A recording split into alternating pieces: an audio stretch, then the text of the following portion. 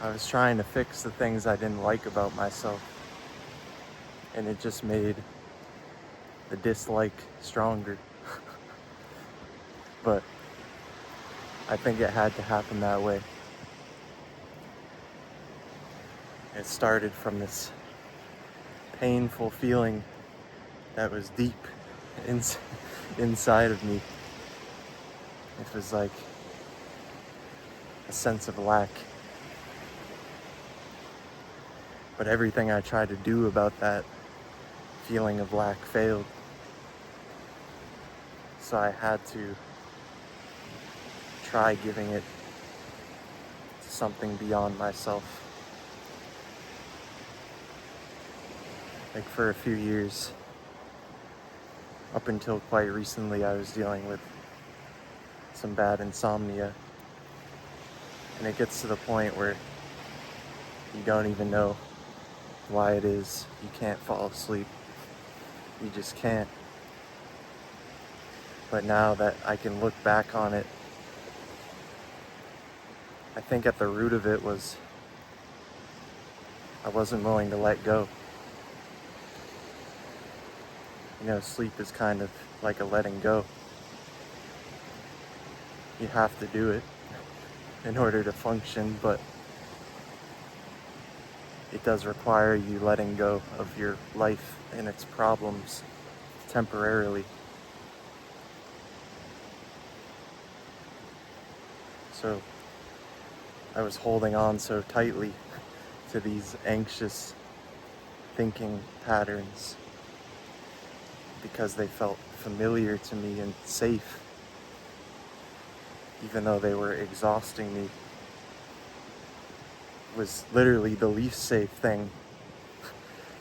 The safest thing would have been to let go. You know, when I was a kid, I never had any issues falling asleep and staying asleep. And there was just an absolute trust that everything would be okay. And I did have the benefit of having great parents, and I'm very, very grateful for that. But I don't think that's what it was that gave me the sense that I was being carried, being sustained, that I could trust. It's very natural. Like it was there as a child. I didn't know anything yet. And yet that trust, that safety, that feeling of safety was there. I don't mean physical safety. I think it's there somewhere in everybody, and it's just blurred as we go through life. You know, you get older and you're confronted with all of these problems, and you start to feel like a feeling of isolation on a deep level. Like, it is true that no one can know what's going on inside of you, your internal battles, but there is something there that is giving you these battles, orchestrating it.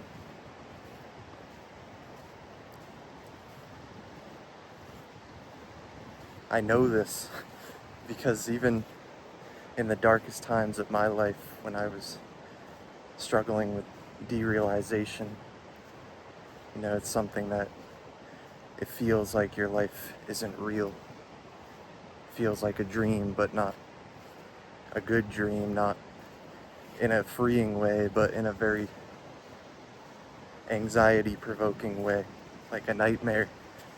And so I was feeling like I had no control over my life. I was feeling like I couldn't hold it together. I was being told I had to have it together.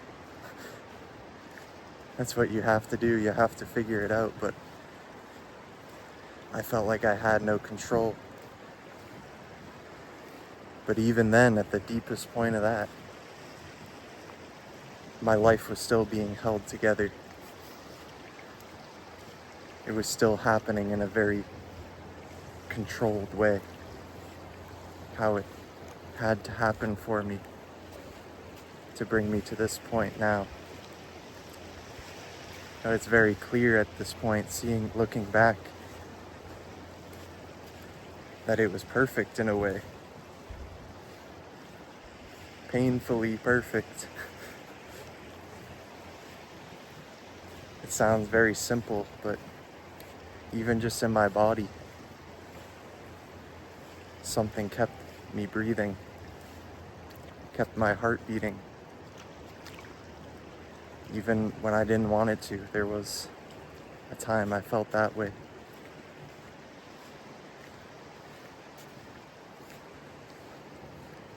So I know we're not alone in this on a deep level. I really believe that. So if you're hurting, if you're in a dark place, you feel alone in your struggles and everything you've been trying to do about it, all the affirmations, the techniques, whatever has been failing, then you can offer your pain to God, to something beyond yourself. There doesn't have to be words about it. You just admit, even like just talking to the darkness, closing your eyes, talking to the darkness as if something is listening. That can be a starting place. And you just admit you don't know what to do with the pain inside of you.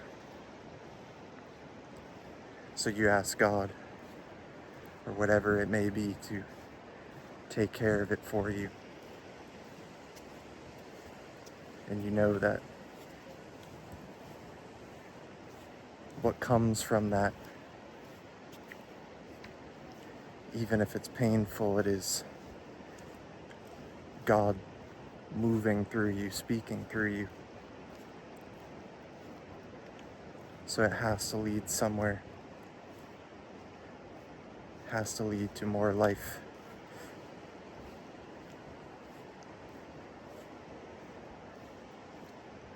So, thank you for listening to me. If you still are, that means so much to me. Truly. I hope you have a beautiful day. Peace.